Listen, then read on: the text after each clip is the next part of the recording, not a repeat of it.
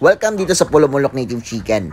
Magpapakain muna tayo ng mga breeders natin. Simula tayo dito sa ating breeding pen number 3, ang ating hybrids production.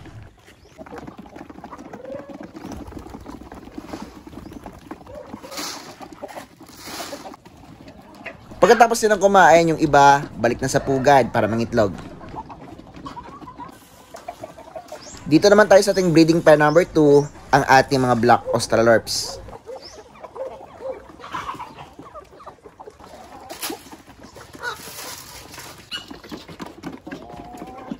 Sa manukan natin ngayon, meron tayong 4 na breeding pen. Ngayon, dito tayo sa ating mga native chicken, sa ating breeding pen number 1. Holoano cross sa Bisaya yung breed nila. Pagkatapos kumain, yung ibang mga native natin, balik pugad na. Dito naman tayo sa ating breeding pen number 4, ang ating mga Rhode Island Reds. Itong mga manok ko to, English speaking, kasi nga, galing sa US. Ito yung literal na manok na pula. Marami nagtatanong sa atin kung ano ba dapat yung edad ng sisiw na dapat wala ng ilaw. Kasi yung iba talaga nagagastusan din dito sa pailaw ng mga sisiw natin. Meron tayong hawak dito ngayon. So ito'y nasa mga 2 days old. Yan, no? So kakagaling lang nito sa ating hatcher. Yan. So, itong mga sisiw na to is kailangan ng ilaw dahil wala naman silang nanay or wala itong inahin na kasama dahil nga ini-incubate natin yung mga sisiw natin. Yung mga pakpak nila, ito pa lang po yung mga tumutubo, no? So, sobrang liit pa nitong kanilang mga pakpak at hindi sila kayang protektahan ito sa lamig or init na pupunta sa kanilang katawan. So, itong mga sisiw na to, kailangan ng ilaw, no? Recommended ko, no, kahit 24 hours pwede. Yan. Pero kapag medyo mainit naman, katulad nitong panahon na to, pwede nyo patayin at ibilad lang sila sa araw, no. Pero yung kulungan nila yung ibilad natin. Hindi po yung actual na sisiw. Kasi kapag binilad natin to sa araw, pwede itong ma-heat stroke, no. Kasi nga napaka-sensitive nitong mga sisiw. Dahil nga hindi pa kompleto yung kanilang mga balahibo. No. So, itong mga sisiw na to, kailangan sa edad na 0 day, no, hanggang 3 weeks old. By the way, may papakita din ako sa inyo na another batch of sisiw. Itong mga sisiw na to is nagkakaedad na ng 5 to 6 days doon sa aming brooder. Yan. So, ito yung mga decal browns. Yan. Alam nyo naman kapag decal brown kasi may puti at may mga brown siya na kulay. Pero ito yung mga ano na to, F2. At itong isa ata parang F1B. No? Binacross siya. Yan. Ito isang F2 na decal brown. So itong mga edad na to, no, hindi pa rin pwede na walang ilaw dahil nga ito pa lang po yung pakpak nila, no. Yan. Ito po yung madidevelop na pakpak sa 5 days. Yan, hindi pa masyadong makapal at sa pakpak pa lang, no. So dapat kasi talaga natanggalin natin yung ilaw kapag medyo makapal na yung balahibo nila, yung matured feathers na. So ito kasi parang baby feathers pa. Ito naman is pang matured na talaga to, no. Hanggang lumaki na yan sila, lalaki na yan. Itong mga feathers ng manok natin is made of 85% keratin po, no. Yung keratin po is made of protein. Yan, no. Tinatawag na keratin. Katulad sa kuko natin, yan keratin po yan. Sa sungay ng mga hayop, keratin. Yan. So, kailangan natin na kompleto yung balahibo ng mga chicks natin bago patayin yung ilaw. So, ito, sabi ko nga 5 to 6 days pa lang. And, yung kailangan na pagkain nito sa mga sisiw natin hanggang 3 weeks ay high density feeds, no? High protein.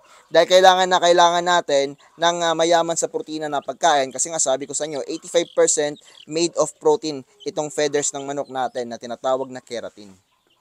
Yan. So sa edad na 5 to 6 days hindi pa pwede na patayin yung ilaw.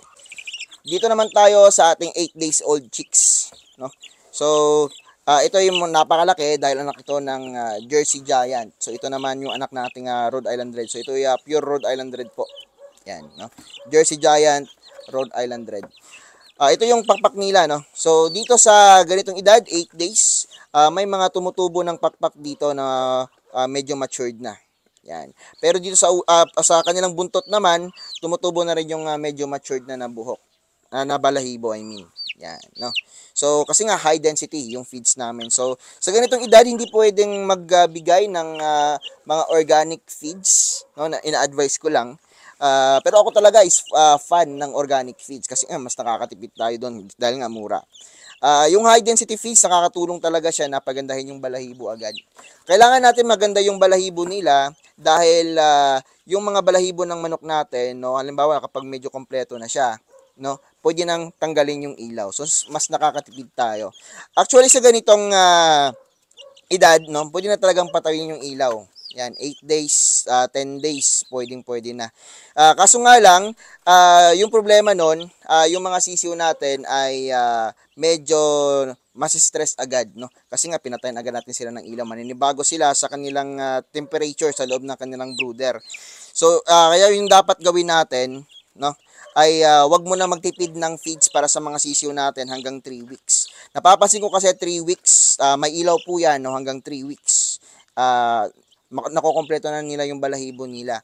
And kapag pinatay na natin yung ilaw sa 3 weeks, kompleto na yung balahibo nila, no? Wala nang ilaw, pwedeng-pwede na po, no, na makatipid tayo kahit hindi na tayo mag-ilaw 24 hours. So sa ganitong edad, 8 to 10 days, pwede na, pero talagang napapansin ko kapag ganitong edad tapos hindi pa kumpleto yung balahibo ay talagang may chance na magkasipon yung inyong manok.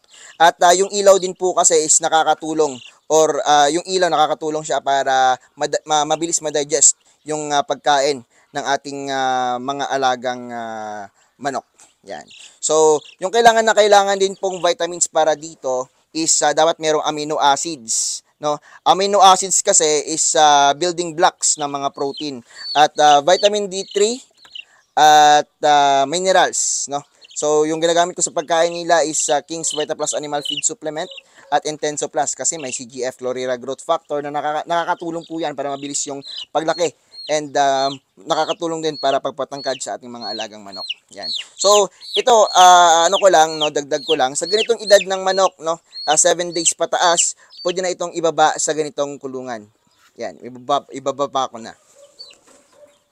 Meron tayong mga kulungan dito hindi pa natin nagagamit dahil ito pa lang yung naiwan nating sisiw na mga mahigit 1 week kasi nga may mga buyers na po ito. Yan. Actually, bayad na tong mga sisiw na to, no? Pero ilalagay lang muna natin sila na model dito. Ganito kalaking manok kasi, medyo malakas na mag-poops yan. So, dapat talaga ganito na yung screen. Ito, galvanized na to. Yung screen natin na ito, no, galvanized na yan para hindi po madaling marupok. Yan. At magkaroon ng stain. So, malakas silang mag-poops and kapag meron pa yung risal, pwedeng bumaho pa rin yung risal, no? At magastos sa risal. So, ganito, babagsak lang yung poops nila and wawalisan na natin, lilinisan na natin, no? So, ito, bukas, ilalagay, itong kulungan na to, lalagay na yun sa loob para mapasok na tong mga batch nitong ating mga 8 days old chicks. Sa edad din na 3 weeks, pwede na po kayong mag-mix ng corn grits or mga organic na feeds. Kasi nga, kompleto na yung balahibo nila. At yung balahibo na nila yung nagsisilbing painit sa kanilang katawan or protekta. No? So, mas mabilis nang ma-digest yung pagkain ng ating mga alagang manok. So, wag mo na magtipid hanggang 1 to 3 weeks old. And after 3 weeks, pwede na po kayong magtipid sa patuka. Pero not 100% po. No? So siguro start muna tayo sa 25% organic, 75% commercial, hanggang sa maging 50-50 na at makakatipid na tayo. Gusto ko sana ipakita sa inyo itong ating sisiw dito sa labas. Kaso nga lang, yung ibang kabatch niya no, ay nagka-cracks pa lang.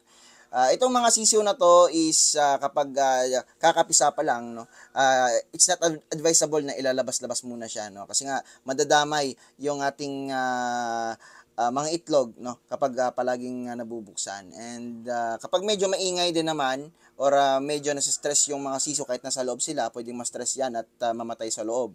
Yan, no, pwede pong mangyari yan.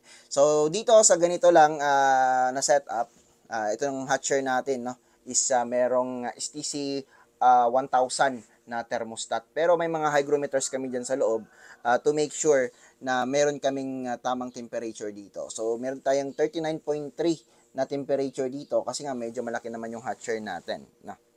Yan.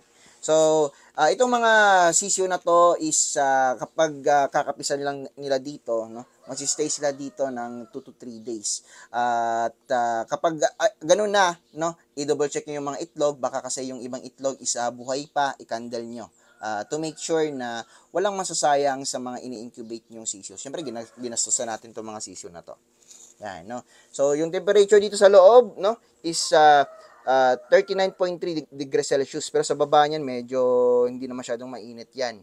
Yan. So kapag halos napisaan na sila lahat, bababaan namin yung temperature kasi nga 39.3 degrees Celsius medyo mainit yan. So kapag medyo napisaan na sila dito, halos marami na napisa dito, babalik namin yan sa mga 38 degrees Celsius or 37.5 degrees Celsius. Yan. Para magpa-relax na lang yung ating mga sisyo. And every day, no, kapag nandun na sa brooder nila, dapat po talaga bumababa na yung